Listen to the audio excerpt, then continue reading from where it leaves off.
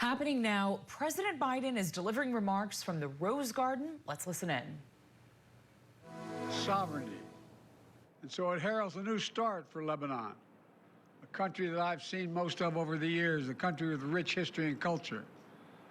If fully implemented, this deal can put Lebanon on a path toward a future that's worthy of its significant past.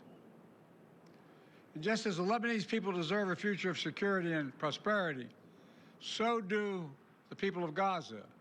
They too deserve an end to the fighting and displacement. The people of Gaza have been through hell. Their world's absolutely shattered. Far too many civilians in Gaza have suffered, far too much. And Hamas has refused for months and months to negotiate a good faith ceasefire and a hostage deal. And so now Hamas has a choice to make. Their only way out is to release the hostages, including American citizens, which they hold. In the process, bring an end to the fighting, which would make possible a surge of humanitarian relief. Over the coming days, the United States will make another push with Turkey, Egypt, Qatar, Israel, and others to achieve a ceasefire in Gaza. With the hostages released and the end of the war without Hamas in power, that becomes possible.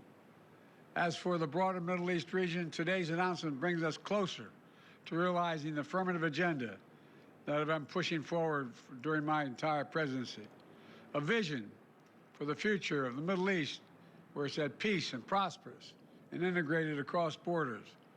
A future where Palestinians have a state of their own, one that fulfills its people's legitimate aspirations, one that cannot threaten Israel or harbor terrorist groups with backing from Iran. A future where Israelis and Palestinians enjoy equal measures of security, prosperity, and yes, dignity. To that end, the United States remains prepared to conclude a set of historic deals with Saudi Arabia, to include a security pact and economic assurances, together with a credible pathway for establishing a Palestinian state and the full normalization of relations between Saudi Arabia and Israel, a desire they both have.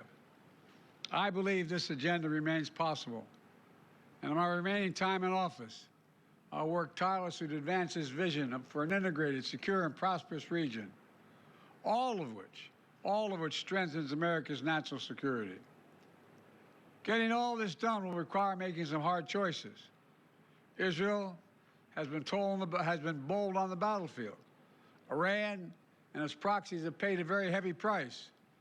Now Israel must be bold in turning tactical gains against Iran and its proxies into a coherent strategy that secures Israel's long-term safety and advances a broader peace and prosperity in the region.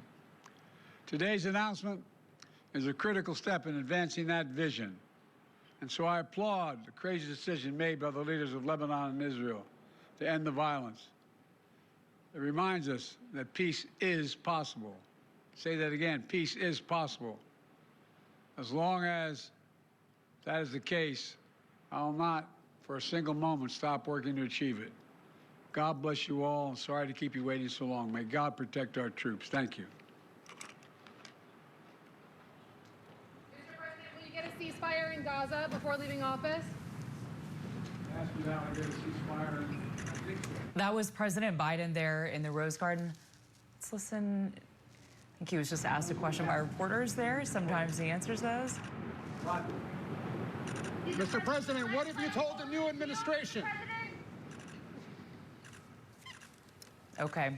And we see him walking back into the West Wing there. That was President Biden in the Rose Garden of the White House there, addressing the news of a ceasefire deal between Israel and Hezbollah in Lebanon.